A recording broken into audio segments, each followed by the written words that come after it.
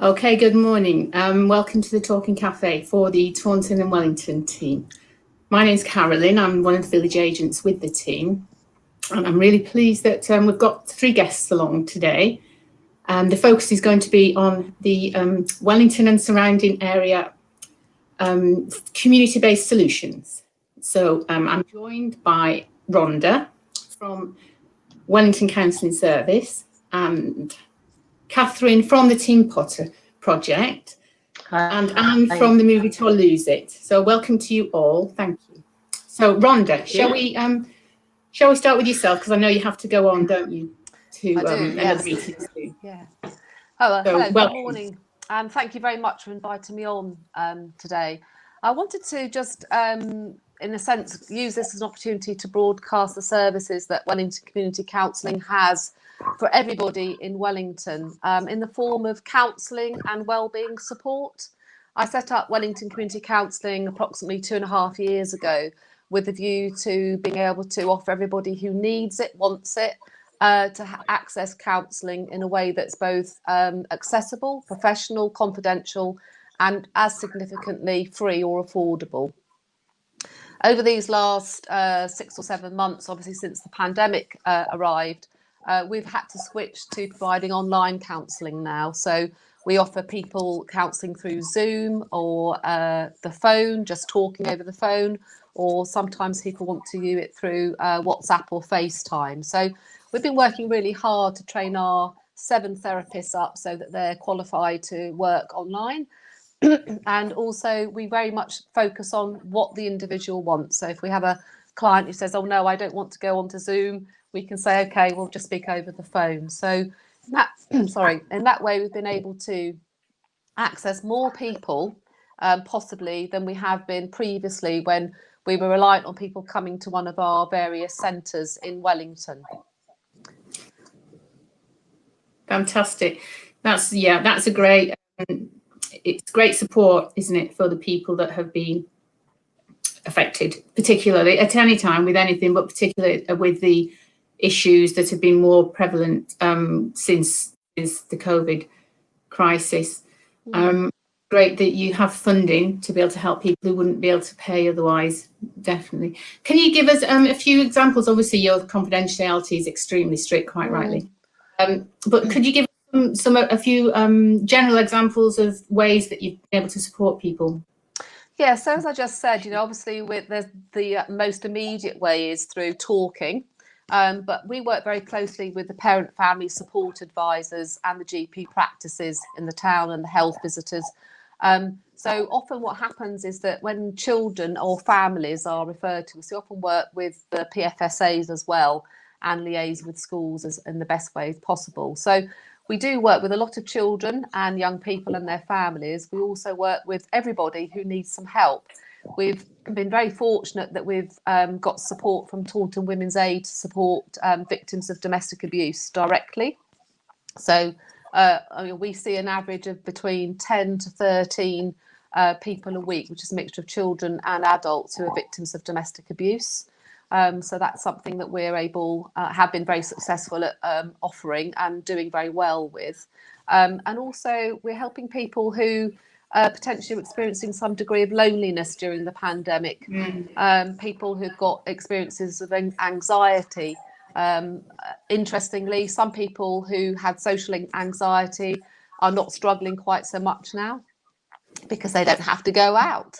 And then other people are experiencing more anxiety because they can't go out. So, our team very much caters for the individual and whatever they're coming with. And I would just encourage the listeners to get in touch with us. At the bottom of our first page on our website is information on how to contact us. So there's our phone number, and there's also buttons that you can press that will enable you to make a referral to us. So Hannah's very kindly scrolling down now. So there you are. So it's really, really straightforward. You go to our website and you press those buttons, and that will give you direct access to me, and I can then get in contact with you. We endeavour to get back to people within 48 hours of then contacting us. Okay. That's a great response time, isn't it? We are. Wonderful. I mean, we don't like to keep people waiting. I think very much the sort of, in the background to this is my philosophy, which is that everyone has the right to have adequate mental health and well-being support as and when they need it. We don't believe in waiting lists. So we work very hard to recruit more counsellors. And again, if there's anybody out there who's got a counselling qualification who wants to work with us, this is an opportunity to get in touch. We don't want waiting lists. So if we have a higher demand of clients, we just get more counsellors to work with us because unfortunately, of course, the NHS is very overwhelmed at the moment and it has been for decades. And we want to be there for people and we're very keen on early intervention. So that means that if someone's concerned about what's going on in their family, for example, then we're here to help. We've got lots of advice on about things like attachment and how to make good connections with your children and people that you're living with, and also helping people build up their confidence when it might come to facing redundancy, for example, during the pandemic. We've got a very good skill set between us all, and we work really hard to make sure that our clients get the best from us, and we make a very firm commitment to them. Excellent. Yeah. So it's whatever somebody may be struggling with, you would be able to source the expertise to be able to. Absolutely. Yeah, absolutely. As I said, we've got a team of 7 counsellors, which means that I'm very able to match the right client with the right counsellor. And we get very good feedback from our clients, and we're also not afraid to stick at it with the client. So we're not an organisation that offers short-term counselling of 6 to 8 weeks. We're here for the long term if that's what's required. And we really want to emphasise that this is not about establishing that someone can afford counselling. It's very much about us establishing that there's a need for counselling, and then we make that commitment with the client to make sure they can have counselling for as long as they need it. So we don't want money to get in the way, and often it does for people, especially at this time. And we're all trying to look at how we're spending our money. Counselling might seem like a very big luxury, but actually it's an essential item in some households, and we want to make that essential item very affordable. Absolutely. Yeah, now more than ever.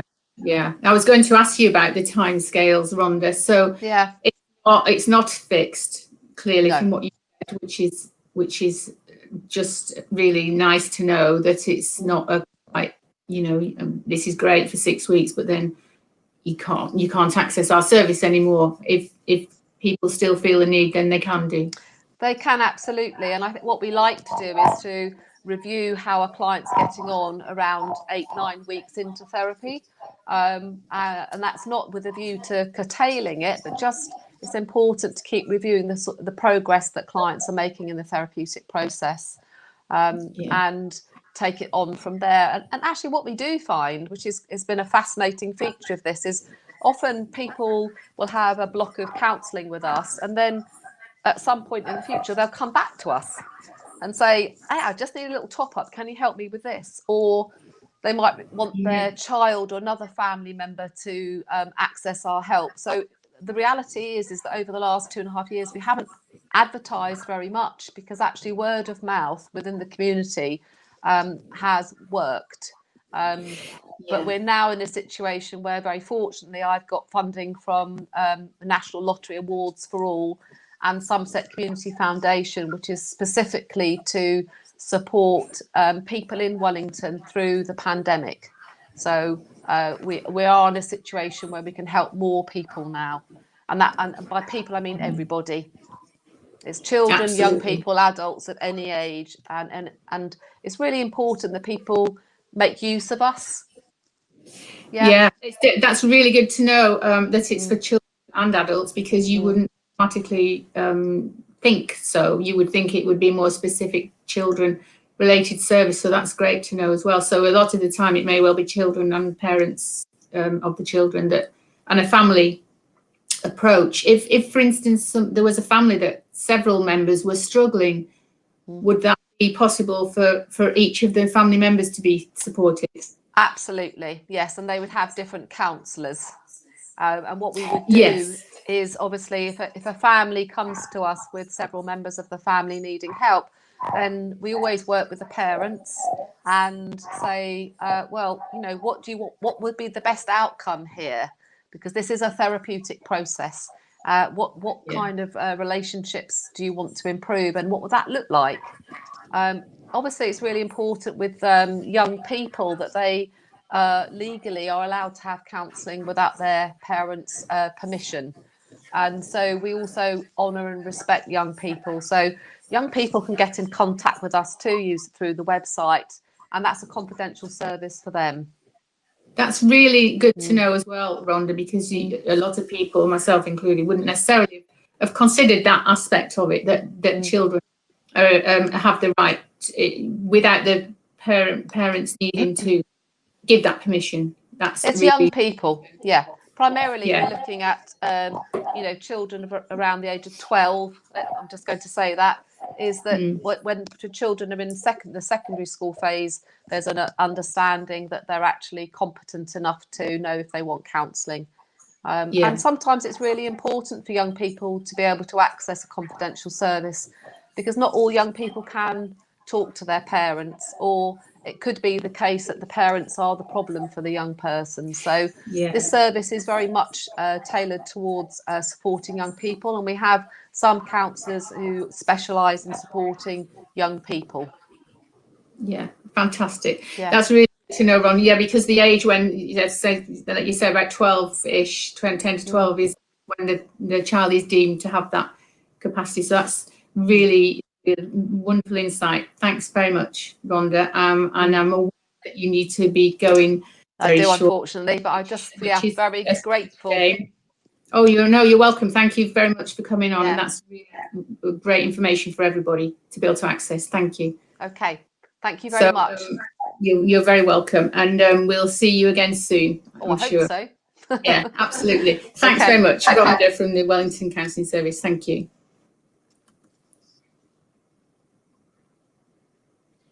Okay, that was really, really informative and useful, wasn't it? Hi, Catherine, from the Tim Potter's Butcher Project. Welcome, and Anne, you're going to be doing some lovely moves later. Hi there again. So I think we have a little clip, don't we, for the Tim, to give a bit of an insight into the Tim Potter project. Hopefully, our lovely technician Hannah is going to show that in a second, ahead of Catherine being able to give us a little bit more explanation and insight. So.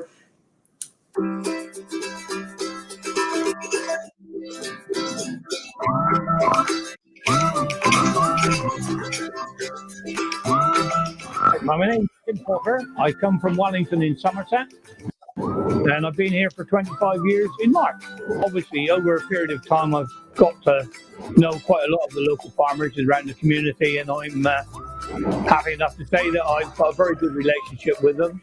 I purchase all my meat locally from farms around the area. For my son, he makes all the sausages. He's my manufacturing manager. Basically, all the sausages that we sell in the shop are all made here, and they come from our lovely local pork that we buy, and they're all made on site from that pork. My favourite cut of meat, if it's steak, would be a ribeye.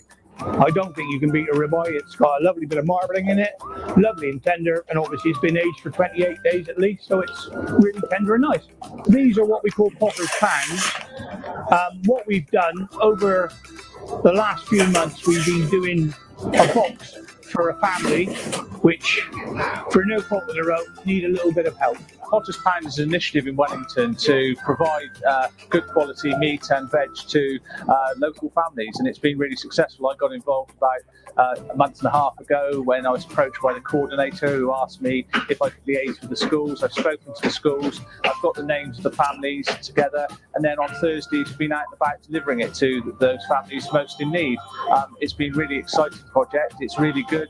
Lots of families have got got high quality meat, high quality vegetables, and that's been really welcomed by them. They've been really excited to receive them, and I'm really encouraged that groups and local organisations like the Town Council have continued to fund the project. So we've been able to go right up to the summer holidays, and now we've got funding which takes us into the summer holidays. So we're combating holiday hunger, and that's really important in a community like Wellington, which is being hit by the COVID virus over the last few months. So our village agents are scattered across Somerset, but particularly for our area, local area here, we have 2 to 4 dedicated agents.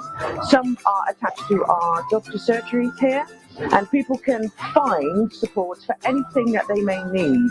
So this could be anything from benefits to housing issues to debt issues to perhaps needing something else besides food because of self-neglect.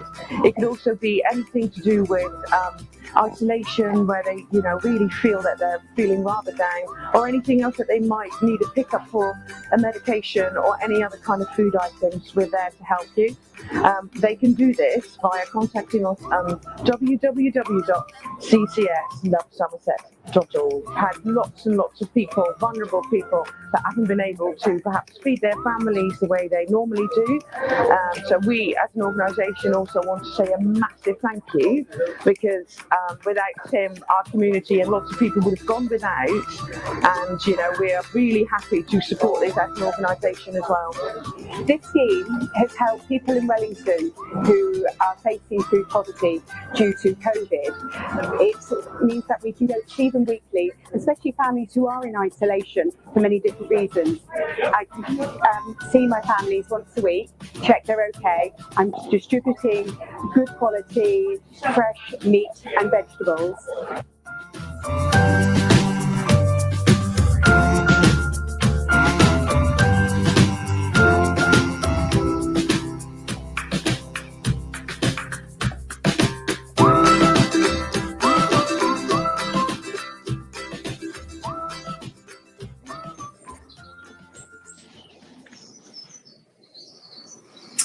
That's a great film, Catherine, to really illustrate, isn't it, what all the fantastic work that's been going on.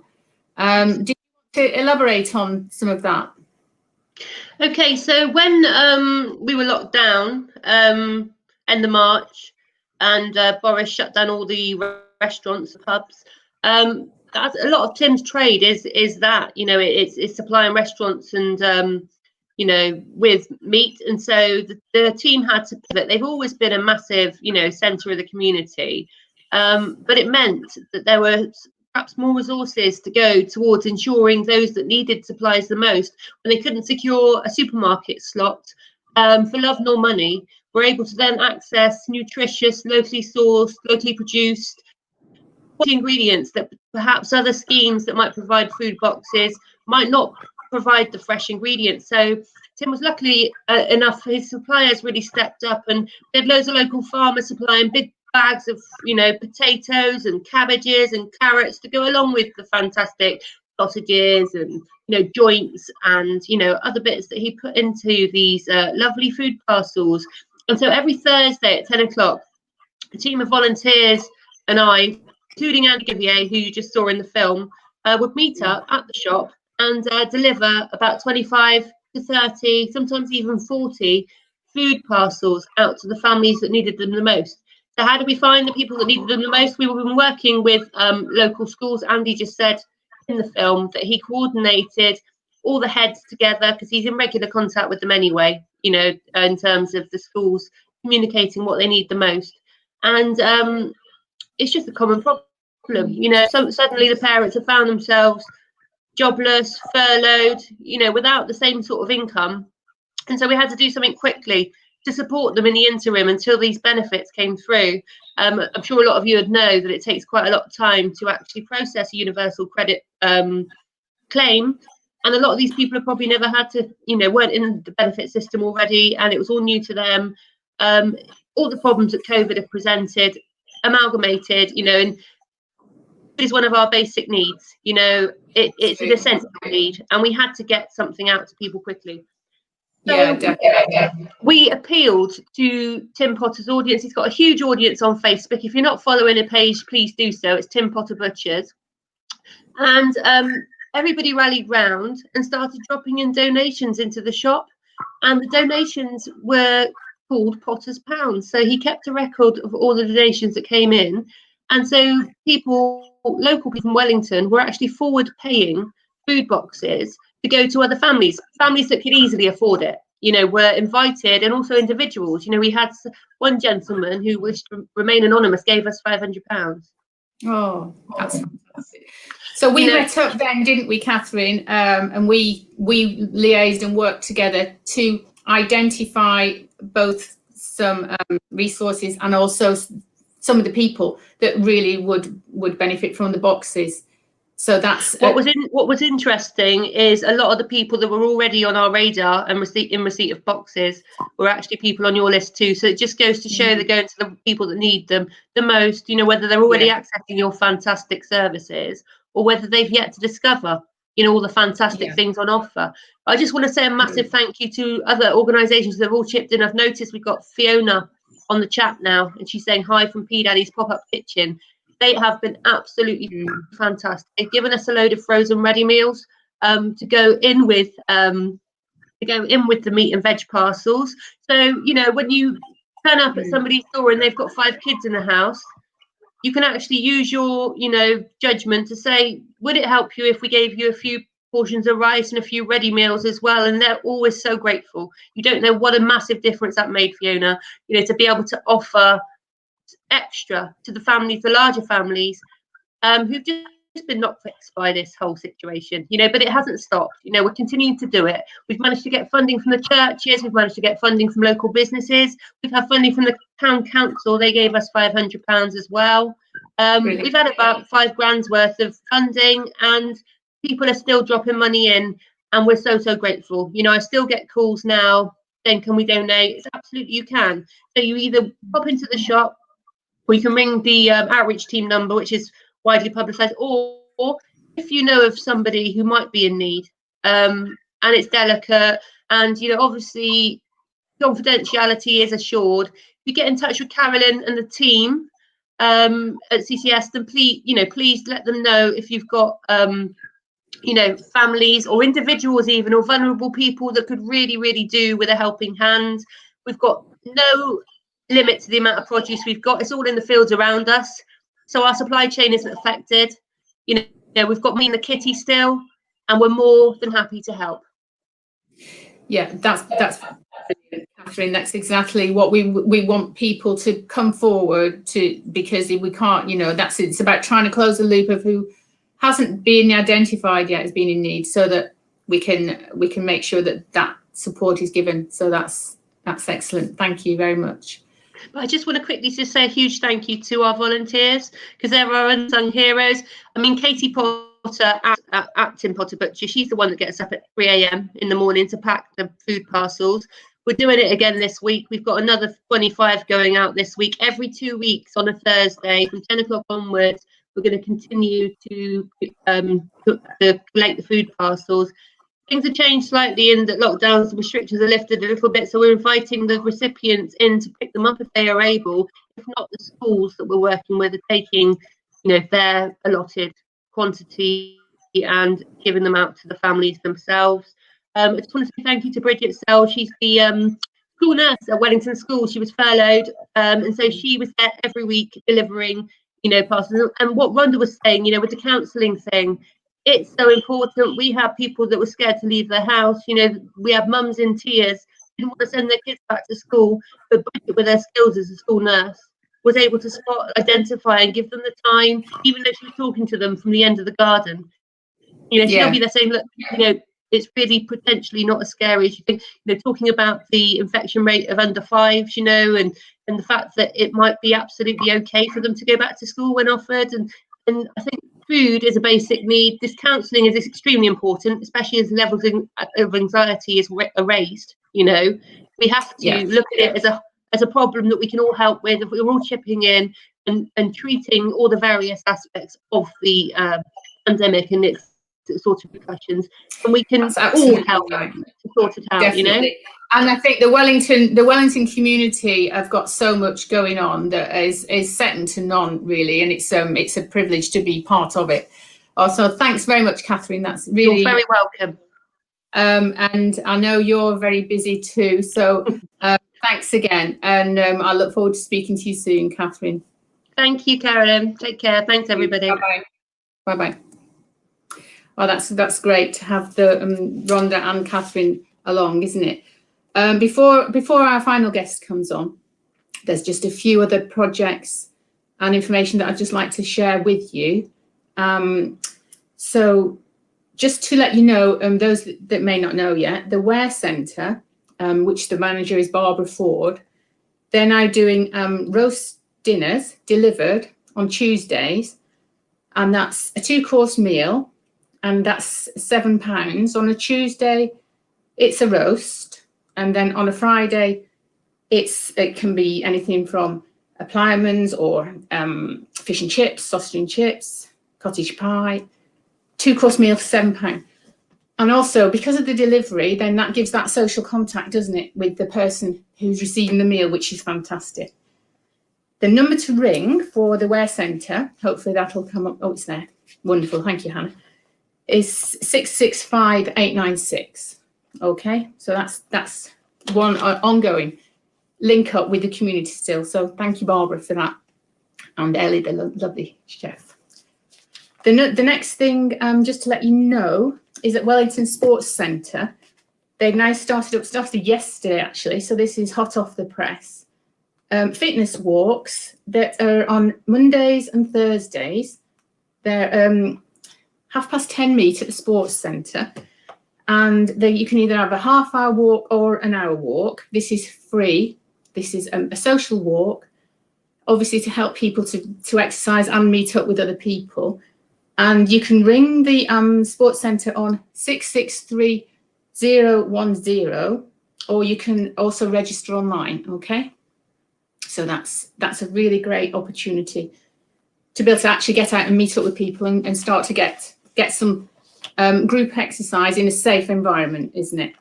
There's also for active mums and mums to be, there's a free again. This is an online exercise class, and this is starting on Wednesday, the 7th of October. A 10-week course starting 6:30, Wednesday, 7th of October, and that's organised through the SASP, which is the Somerset Active Sports Partnership. The worker there is Tiffany Wood, but the instructor is Jodie Barrett, who's a Somerset health visitor and former midwife. So that's a great chance there, isn't it? There's also, just to let you know, there's the in Wiveliscombe, the Silver Street Centre. They're starting up their coffee mornings again, which is just great to hear, isn't it? So that's at the Silver Street Centre in Wiveliscombe on Silver Street, and that's every Wednesday between 10:30 and 12, and everybody's welcome. Okay, so that's a really nice, safe, COVID-safe environment to be able to meet up and have a chat and have a coffee and a biscuit, and just to feel like you can see people again properly, which is just a great opportunity, isn't it? There's also, within the Wellington area, there's the micro providers who do a brilliant job, and their list of available support workers is available on the link, which will go up shortly on the website. So they're support workers that can offer care and support for people, including personal care, transport, shopping, domestic work, housework, those kind of things, laundry. So if anybody did want to get in touch with somebody that they wanted some help, please feel free to contact us. We can help you with that. There's also the link if you wanted to have a look online. Okay. So I have a feeling it will be great to have another session focused on the Wellington and surrounding area, as well as other areas, of course, because there's so much going on and there's new things starting all the time, which is very heartening to hear, isn't it? And on that note, I would like to introduce our final guest. So come on in, Anne. Hello Anne. This is Anne Panesar. I do apologise. Anne, from the Move It or Lose It dance project. And you're working in and around the Wellington area, don't you, Anne? I'll let you carry on. Yes, so I run exercise classes for the over 60s. in the community. And some of my venues have just started to reopen. So they've been assessed as safe following the government COVID guidelines. So I've had 2 weeks now of my classes, one at Wellington Rugby Club. I've also got one at Bradford-on-Tone that started just last week, and then one over at Milverton as well. And so following these strict guidelines, we're assessed as being safe to meet face-to-face, to exercise, which is incredibly important. We all need to move more. Government guidelines tell us we need to move more to have an independent, active life.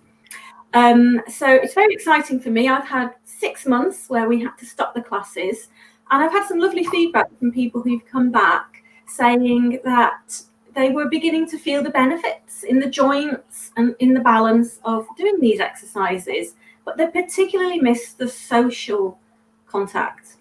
In one of my classes, I do tea and chat afterwards, and of course all that's had to stop around the community as well. So it's social fun exercise. We're meeting all our government guidelines, and very new that we're starting again. Would you like me to talk a little bit more about Move It or Lose It, or one side? Yeah, please do. Yeah. So Move It or Lose It, it's an exercise programme that's been designed up at the University of Birmingham. I was working in the NHS until recently, and I've retrained to deliver these classes. So no more on the M5 to Bristol for me. I'm in the community, and as I say, I rent village halls and community centres locally. So we're following the Chief Medical Officer's guidelines about physical activity for older adults. And there are really 4 key issues. We need to be more active. It's good for us. We need to sit less. So if there's one message that you take away from today, think about how much time you sit. Now, obviously, we've all been sat down a lot more with the stay home messages. Time yourself. If you've been sat for about an hour, just stand up, move around a little bit, and sort of get that message in your head. Oh, how long have I been sat down for? It's really important that we move more. Build strength. So that's good for our muscles, bones, and joints. And by that, we want to be lifting things. So if you're going to the supermarket and you're lifting your shopping bag, that's a strength exercise. But you could do more using a weight. Now, I used to provide equipment in the class, and I can't do that anymore for COVID safety reasons.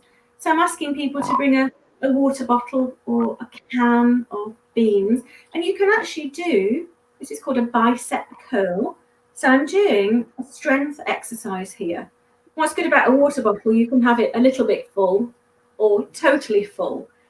And this is working on my muscles and bones. And government guidelines say we should be doing strength exercises. And of the 4 areas I mentioned, the 4th one is improving balance. So we do balance exercises, and that's going to reduce risks of falls. So we're talking about a risk. It may not completely reduce, completely stop a fall, but it will reduce, and also it will give you the strength in your legs and improving the coordination to perhaps right yourself if you were going to fall on an uneven pavement or something like that. So we've spoken a lot about the science and what the Chief Medical Officer wants us to do, but exercise can be a bit boring, and particularly if you're on your own at home. So it's important that it's fun and social. And there is evidence to say that if you're exercising with a group of people, that's motivation and companionship that will sort of make you join in and perhaps feel more likely to come along every week, because you make friends.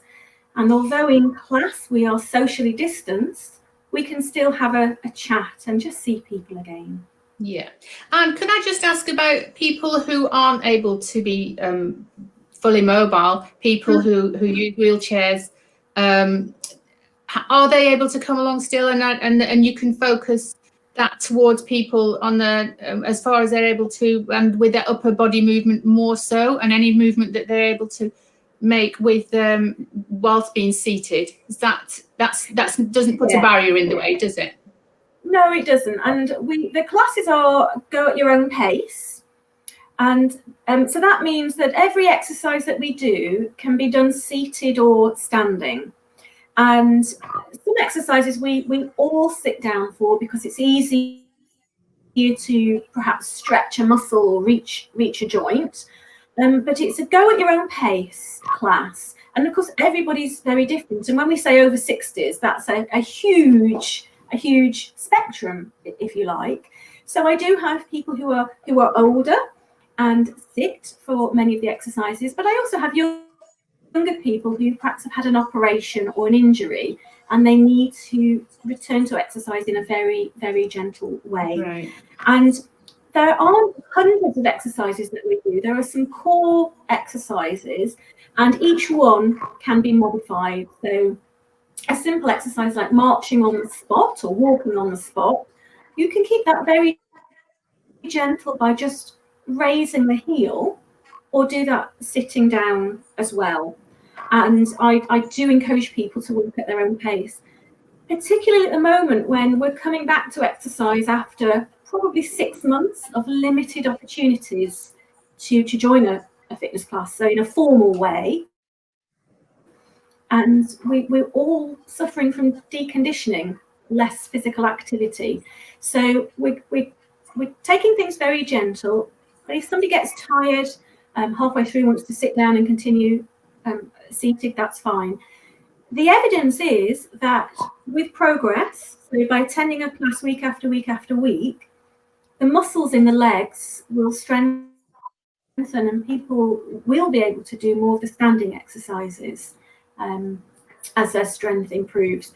But obviously, if there's a reason for sitting which can't change, perhaps an injury, so somebody isn't going to be mobile again, then or a condition to exercise, working the upper body is fine.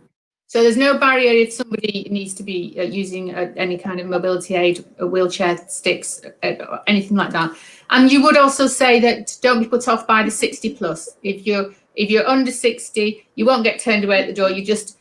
You're more than welcome anyway, because of whatever reason you need to come along.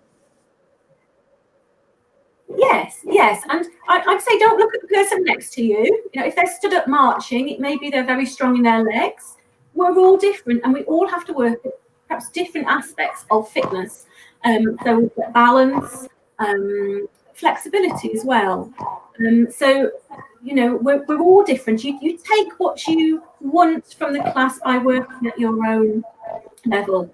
I have been asked specifically to do a seated exercise class, so it is completely seated, and that's certainly something that's on my on the horizon for me. It's a question of finding a venue now. Yeah. And I would also add, before we go on, I know you're going to give us a few little exercises, which is great. I wanted to mention also about the Wivy link, which would of course enable people to come along to your classes and anywhere else in the community they could get to. The Wivy link will operate all around the Wellington area. And the number for that is 01984 624 666. That will go on our feed in a minute, hopefully shortly.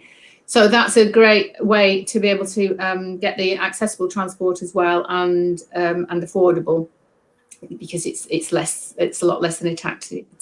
It's a great another community project. So that's lovely, thank you very much. And I would love to see a little bit of some of the exercises, if that's if you're ready for that. Yes, I'm going to do some seated exercises. I'm in my front room at home, and I have a cottage with small rooms, so I'm not going to stand. I'm going to sit so that you can see what I'm doing. And if you wish to join in, well, that would be wonderful. I'm doing some exercises to music, which we'd always do at the start of a class. A few health and safety issues for you. Check there are no things on the floor that you might trip over. So it's really important the floor is clear. I have a rug on the floor. Now, normally I would take that away. I'm keeping it here because we're going to be jogging on the spot. And when I practiced earlier, it was making a lot of noise because I'm wearing trainers. And that's another safety issue. Do have something on your feet where you're laced in. Okay, so you've got a nice comfortable shoe. I've also got some water here. You might want to take a drink. And we're going to start with a posture check. So it's really important when we're exercising that we're in good posture. So that means that our shoulders are back and we've got the tummy muscles just pulled in. And I'll move over to the chair so that you can see.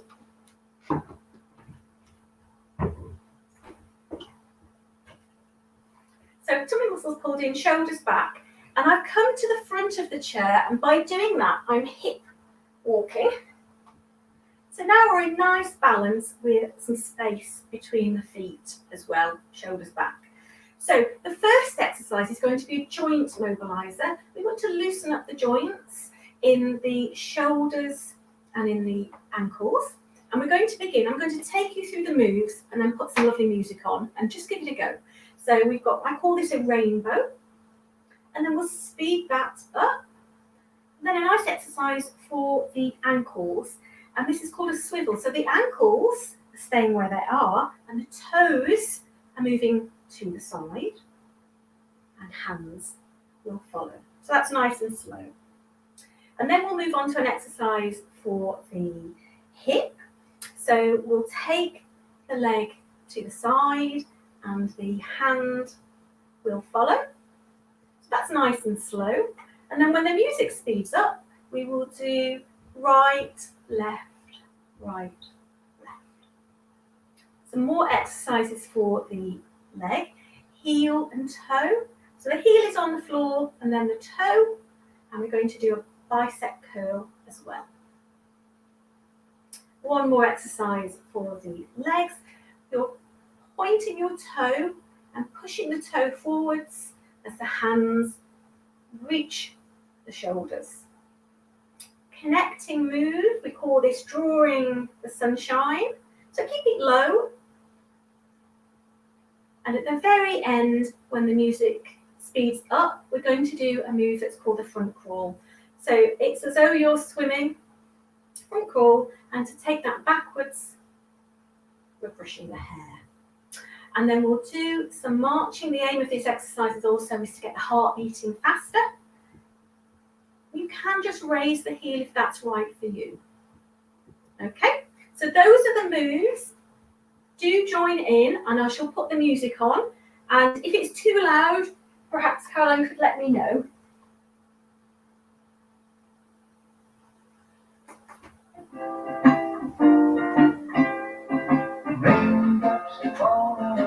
So this is the rainbow. And then we'll speed this up. Swivel, the toes going out. And we'll do one more. Right leg goes to the side and back. The left leg. And then alternate. Slow again. And we'll draw the sun. Heel and toe. And we'll change the leg. Sitting tall. Tummy muscles pulled in. And draw the sun. One more time. Back to the right leg. Tap forward with the toe. Well done. Change the leg.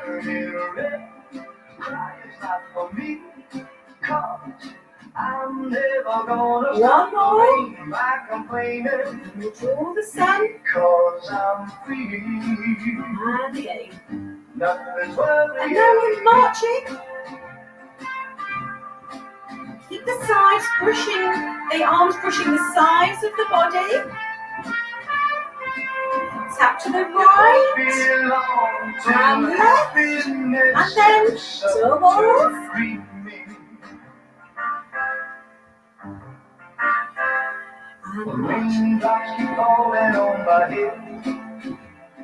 And Doesn't mean my eyes will soon and back to the right, and left, and faster. I'm never gonna stop the rain by complaining.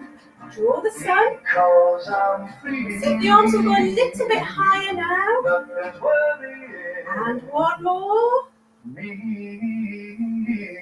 And it's the front crawl, our last move. And we'll take that back, pushing our hair forwards. I'm also raising my heels.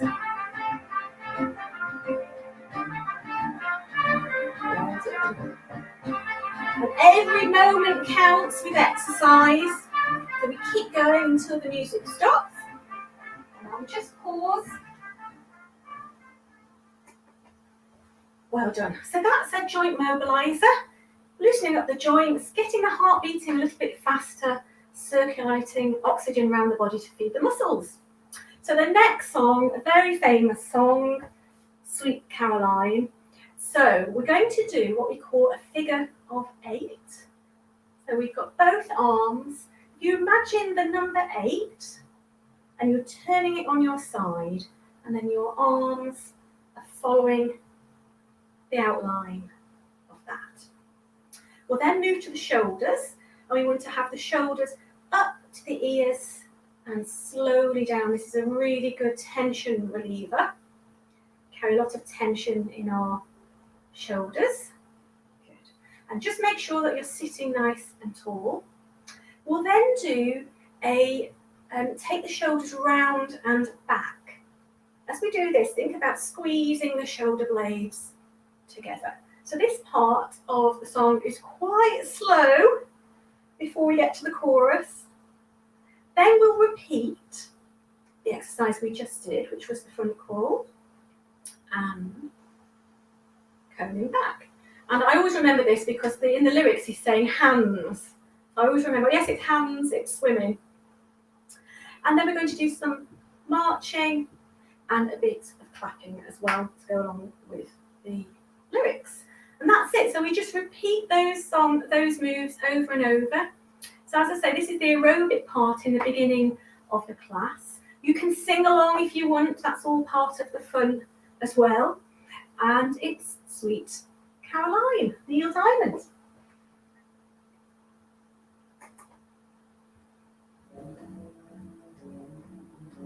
So I'm keeping my figure of 8 at the waist level here. But you can try taking a little bit higher. And now some work on the shoulders. Shoulders to the ears. And slowly release. So pay as much attention to the upward phase as the down. Slow and steady. And then take the shoulders behind you. Squeeze the shoulder blades together. Good. And then one more time. And it's the front crawl. And raise your heels and brush your hair. Reach out. Chorus is coming up. And we'll clap. And march. Bum, bum. And take this to your own intensity. You might want to go at a slower pace. Or speed it up. And then slow down. And repeat the shoulders.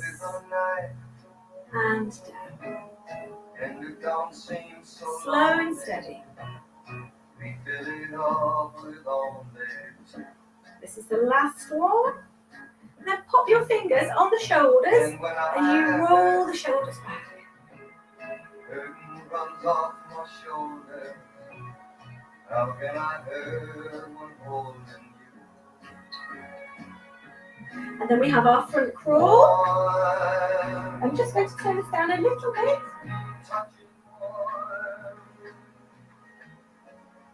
Front crawl. And we'll clap. Here we go.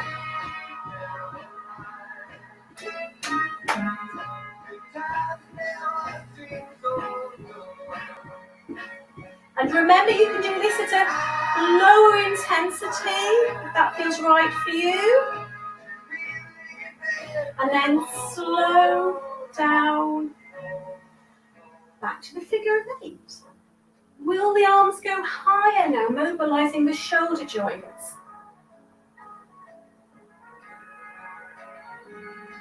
And it's the final time for marching it out.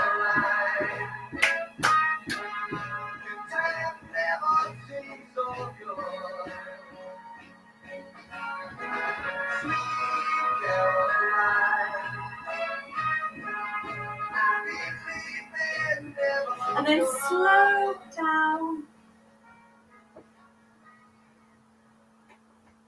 So how are you getting on? That's us breathing a little bit harder, feeling a little bit warmer. We've really worked on mobilizing the major joints and getting ready. So the rest of the class now would be our strength exercises, our balance, flexibility. So we'd be doing some gentle stretching before we come to the cool down. So I'm just going to do the cool down, really a nice piece of music at the end. But it would be nice to do perhaps one strength and one stretch, because we've done quite a lot of work on the legs. So from here, we've still got the tummy button pulled in, shoulders back on the front of the chair, and the right leg, I'm taking that forward. The heel is on the floor. I'm just going to sit straight, and you'll feel a stretch at the bottom part of the leg there. And then bend the leg to come back. Up the heels of the leg. Heel is on the floor, sitting straight. And then bend that leg to come back. So we're going to finish with a lovely piece of music, which is Spanish guitar. And this is the part of the class at the end where we're really wanting to see if we can stop any thoughts in our head, just really focus on the music and really quite gentle moves. And there are some Tai Chi inspired moves in this. So we would take an imaginary ball, a beach ball perhaps, we're holding it, and then we're going to circle it in front of us. And it's a go at your own pace class. If this feels comfortable, then do take it higher. Shoulders are a little bit stiff. Keep it at this level.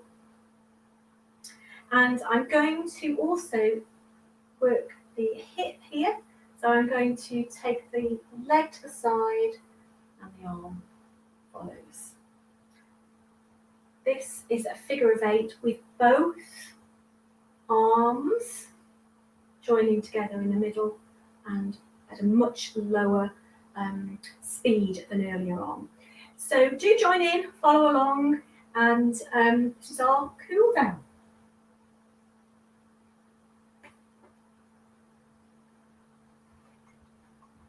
So I'll begin by taking a deep breath in, some lovely oxygen into the body, and release. We're going to curl the fingers and toes. In a class, we're working on all the muscles and the joints. So you can't see my toes, but I'm curling them.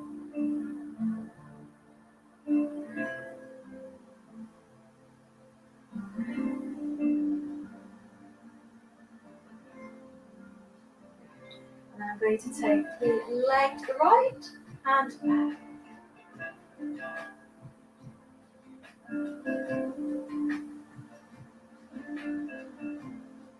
Other side. My neck is gently following the arm.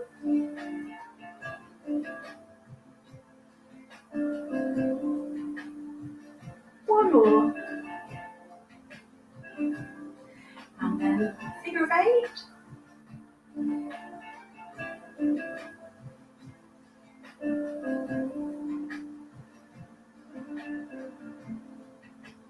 And as we began with the heel and toe,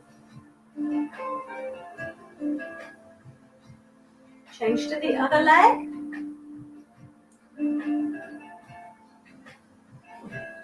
And a diagonal stretch. Fingers reaching for the ceiling. And then the opposite arm to the floor.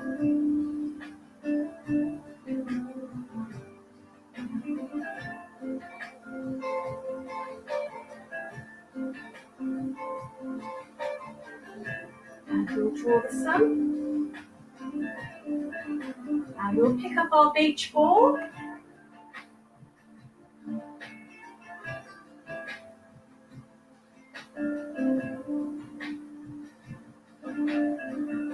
Change the direction. And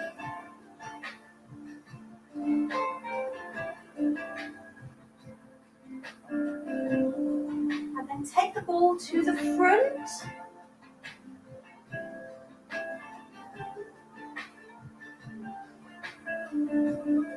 Change direction.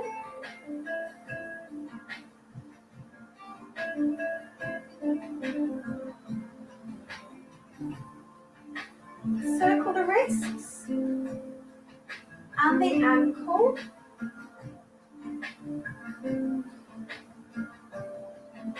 Change direction.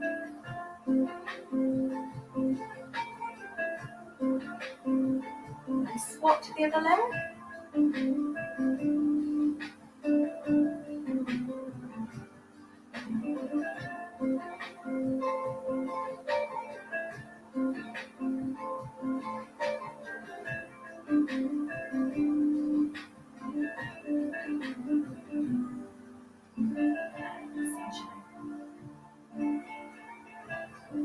When we reverse this, we call it sunset, as we bring the session to an end.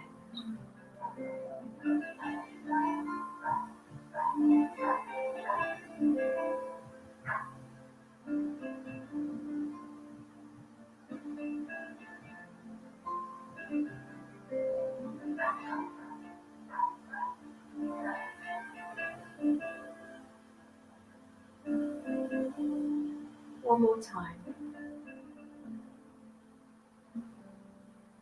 And big stretch. Take some oxygen in. And then we'll just pump the heels. That really slows down the body when we do a cool down. So we need to just get the circulation going again as we prepare for the rest of the day.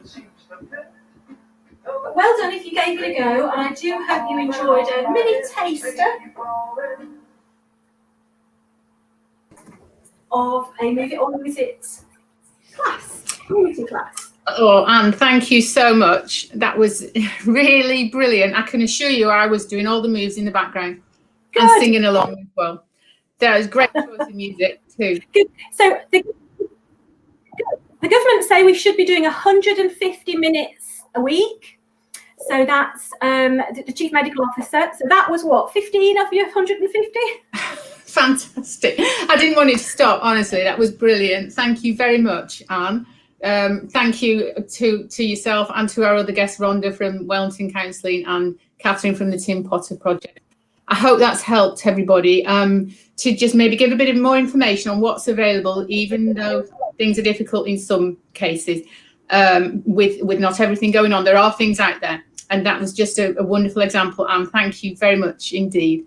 And we will leave everybody there, and I might rewind that and do some more moves shortly. Thank you very much. Jazz hands, Caroline. Jazz hands, absolutely. Yeah, I'll practice those. I think I need to. Thank you very much, Anne, and to everybody. And I hope everybody has a lovely afternoon of dance and sing and anything else they want to do. All right. See you again soon, everybody. And thank you once again, Anne. Take care. Bye-bye. Bye-bye.